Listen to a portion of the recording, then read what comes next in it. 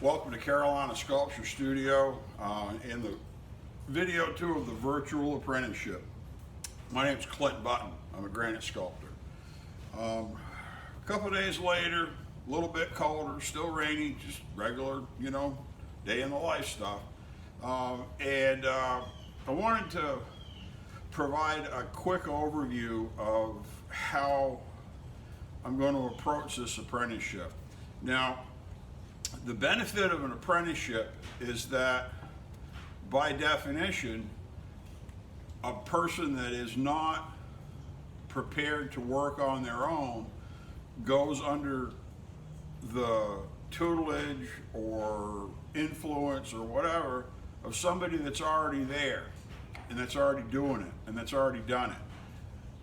And the only way that's possible is for that mentor, that advanced person, to already have a studio, have all the equipment, to be working, to have customers, to have business, to have the ability to source materials, everything. There is, I know there's books that have, a list of, you need a modeling stand and an easel and a carving stand, and you need 7 chisels, one of each size, and 2 hammers, one of each side. I'm not going to try to put a list together like that, comprehensive, because if I did it, it would take many videos, and people burn out and you go away and say, this is ridiculous. And it really is. So I'm going to do this the way I did it. After a bunch of searching, I finally found a sculptor named Gary Sassy at Celestial Memorial Sculpture Studio there in Barre, Vermont, who would take me on and give me a shot. Everybody else says, get out of my studio, I don't have time for this, you're too old, you'll never do it. This isn't something people just do. And I was reprimanded like that, literally from Vermont to Georgia, and told that they weren't interested in even talking to me to get out of their studio. And Gary says, I showed him some stuff of what I'd done, pictures, and he says, oh yeah, if you can do that, I'll give you a shot, come on in. So it was about 8 years later that I finally got there. And he says, sure, come on in, give you a shot. And and then he literally, we walked up to a stone and he said, this is how you hold the chisel, this is how you hold the hammer, hand machine, now carve that stone. And he walked away. And that was it. There wasn't, go home and study and plan and strategize and buy some tools and work models and do your, no, just open this niche up, you do it. This is what you do. We're gonna see if you can even handle the tools, and if you can't, you're done. And so I'm gonna have running commentary throughout this process, and I'm gonna try to show you what equipment is relevant and what equipment is not relevant. Because that's literally how I started. The first thing I did was open up a niche on a 4-foot job for a full-length Immaculate Conception, or Mary. It was full-length Mary, I forget just what the composition was. And then the second job, he set me up with a pointing machine. I pointed a bas-relief of the Blessed Mother. And the intent with that was to teach me where things should exist in the stone, instead of letting me just start carving away and immediately destroy a stone, because this was a job that was going to be sold. This wasn't something that was a practice piece that you work on and you throw it away, or you give it to your mother or your neighbor, or who. This was money. If you screw it up, you're fired. And so I think that is an excellent model to learn, because you will immediately understand volume and placement, and in ways that would take you an extended amount of time to learn them on your own. So that's what we're going to do. I am going to probably start off, before we do that, I went and got a block of stone. I think it's Kershaw. It's really nasty stone. It's a real big grain, not the kind of stone you'd normally carve. But that structure will serve a purpose, because a lot of people want I call it shag carpet. They want flashy stone. It's got this pretty figure in it. The countertop business, especially granite, has had an impact on that because people want ornate stone, and ornate stone with big figure and big grain isn't necessarily ideal for carving because that structure, those lines or big flakes will either overwhelm the carving or they'll make it fragile and it'll break. And so I don't know how this will close up, we'll see, but I got a block that's a workable size. It has one sod face that's polished, so it does have a flat side, but it's got a great big scratch, so it's no good. So the other 5 sides of the 6 are rough stone. They're split stone. And so I'm going to show you how to square one face, how to make it flat, and then we're going to transfer that to the other sides. And that'll be the first lesson. And before we just open up a niche and then probably point something to show you how to do this. I'll show you the different equipment. We'll walk through, we'll get the studio organized where I can actually show you everything and move some of these, you know, this big bat for this angel that's coming and some other things. So I'll take this off and show you my bankers or my stands. You're going to have something that's stable to work on, whether you buy it or build it. And I'm big on building stuff and making it. You know, if I can carve a piece of stone to look like a real bunny rabbit or an iris, I ought to be able to hammer together some wood and make a modeling stand. And I'd really hope that you would see it in the same way, that if you're going to create things like this, that you can create the mundane, what might seem to be mundane, but it'll end up being the foundation of a lot of work, that you can actually do that instead of just paying somebody else to do it for you. You know, and maybe you've got lots of money and you're retired, or you can afford to just spend money to get what you want, and that's where you're at. That's your thing. I'll try to give you some ideas, because when I went to Gary and went to Celestial, it was turnkey. I walked in, just like when I was an apprentice in the kitchen, I walked into a fully operational kitchen midstream. You know, I ultimately began at every restaurant and place like that. Everyone that I did was between, you know, one service and the next service. Is when I walked in, and you just jump right into and hang on and go forward. So, but when I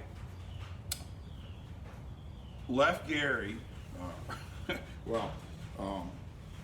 we were told that whenever I was told by many people that as soon as I was as good as my master, that he'd get rid of me within the week. He wouldn't have anybody there that could do what he could do. And I fixed a stone that wasn't, he didn't like doing pietas, and that wasn't his thing. And so I fixed a stone that he wasn't happy with, and we shipped it the next day, and the next morning I came in, he says, "Thanks, you're done, bye." And I was fired. That was it. No warning, no nothing, just, you know, thanks for coming in, hit the road, buddy, see you. And so it wasn't unexpected, but it was. So we ended up moving from Vermont here to South Carolina for family reasons. And then I found out I was no longer qualified to be anything else. Now I was an artist as far as my resume and work history goes, because that's what I've done for the last number of years. So we got referred to Georgia, found out that their last master sculptor was retiring. He just wrapped up, Dario Rossi, who is a relative through marriage to me, an in-law. His nephew's married to my cousin. According to Dario, that's what he said. So I ended up being very fortunate. God opened some doors for me. He did in Vermont with my cousin Andy, working there at Gary's. Didn't know Andy when I walked in. A few days later, we realized we're family, and we've been really tight ever since. Lots of relatives in Vermont. And then with Dario, I ended up being able to not just be a carpetbagger, but I was Dario's nephew. You know, from Dario's perspective, I was kin to Dario, so I got in with Elberton in a certain capacity. And I had a portfolio to show him. I had pictures of all this work I'd done. But I didn't have a studio. This this studio was, there were a couple, there's an old termite eating building next door that's my wood shop and modeling shop now. And this was just a little lean-to that they had a boat parked under, and probably a tractor at some point. Just, it was all rotten and falling in. It was just junk. And so I built this studio. I had to buy a ladder. I had the rest of the construction stuff, you know, table saw and circular saw and drills and stuff like that. I had all that already because I'd done that kind of work before. So I know people don't all have that equipment, but that allowed me to build this studio my father passed me some stuff when I was up on the ladder, but I built the whole thing myself. And I salvaged a lot of the old structure, whatever he'd used that wasn't rotten, and that's what became my modeling stands. These were all salvaged from what was here before. And I just looked at pictures and built them. Now, I'll try to go through and give you a few angles and rough dimensions, but this is the kind of thing that I think you should be able to do. I had to show up and make all of this. I had to create the studio before I could ever carve stone. We sold the job, and then we said, well, we're going to build a studio first. And so we had to build the studio and equip it. And so I patterned the studio on my my master's studio. We sent pictures out for Christmas cards, and Giuliano Giaconelli, one of my other masters, says, oh, it looks like a plain studio. Great.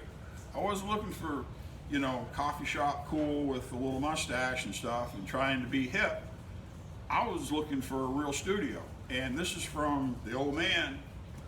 He said, it looks like a plain granite studio. Very cool.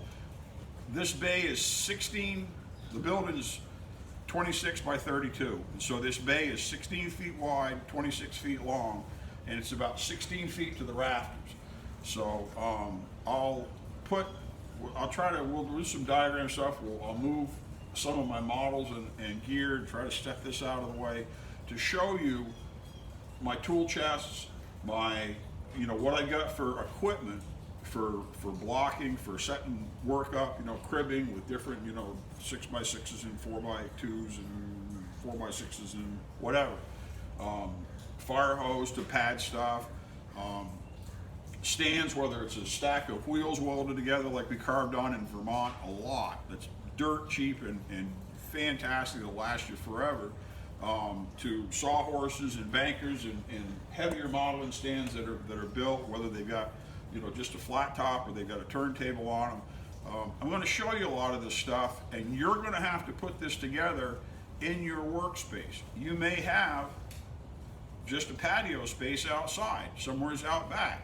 So maybe it's going to make more sense to have a steel, stand built out of angle iron with a wooden top so the steel doesn't rust your stone. And that's going to have to be what you work with, because that's the space you've got. I'm not going to tell you have to build a studio, but I am going to show you how I built mine, what I equipped it with, and you can extrapolate from that to fit yourself, just like a chef may have to go and build a new restaurant or take an empty space and convert it into a kitchen. You're going to have a workspace. And there's lots of lists in the books of how to set up your carving stand and your toolbox. It's hard to make that generic enough to fit everybody. So, but I'm going to try to show you what I've got and what I've done, and how having the money spent on like a little cheap table saw will help fabricate modeling stands that'll more than pay. You can build a modeling stand, if you get some lumber, whether you buy it new or get some salvage stuff, all you gotta do is pound it up. And, it's not gonna be at a happy environment. It's gonna be all getting stone dust on it and everything, and grit and gravel. You can spend the money buying that saw instead of buying this, and then you can build this, and you can build some clay modeling stands, and you can build some heavier bankers for your sawhorses that'll hold tonnage. You can set up armatures, you can do all kinds of work that otherwise you wouldn't have to do. You can do it with a handsaw too. But it's really up to you. If you want to slay electrons or if you want to just sweat, it's up to you. But But that's where this is going. So we'll try to wrap this video up. I'm going to get my tool chest to where they're well lit so you can see them, and show how my workbench is set up, how my grinder is real close to my workspace. Some of that's more relevant to granite than soft stone. I can sharpen a chisel, a carbide chisel, and carve limestone or like Colorado Yule marble or something like that, and carve for weeks. Still just as sharp as it needs to be. Weeks and weeks and weeks. Never take a break. Your legs will go numb sitting if you're sitting. Doing the same task in granite, that tool lasts 3 to 5 minutes. I got to sharpen it. And if you keep it sharp, it lasts 1 to 2 hours. And it's gone. And so for granite, you have to have the ability to sharpen tools quickly and very well that's very nearby. You can't have something where you've got to walk 50 feet to a grinder and sharpen. It needs to be within just 2 or 3 steps of where you work. And so that's the way mine is set up. I do have suction in here, which everybody may not have suction. I highly recommend some type of suction. And it's nice to have dust everywhere, but to look romantic and have everything with flour on it that's marble dust. I'd rather have suction and be able to wear a less cumbersome mask if I'm wearing one than to have, a spacesuit on that makes me uncomfortable and makes me sweaty and just, I don't know. And they're exorbitantly expensive to have that kind of gear. So, but let's wind this down. I'll do some videos of the different space here and the tool chest, the equipment, the setup, the gear, the leftovers, and you're going to have to interpret this to where you are. We'll try to do a video on these modeling stands on these approximate angles. I just eyeballed it and looked at the pictures, and you can put a protractor on a picture in a catalog or whatever and get a rough idea, and 2 or 3 degrees isn't going to make a big difference in the big world. I mean, it's just not that critical for things like this. So we're not doing machine work. So that'll wrap up video number 2 of our apprenticeship series. And my name's Clint Button here at Carolina Sculpture Studio. Thanks for coming in.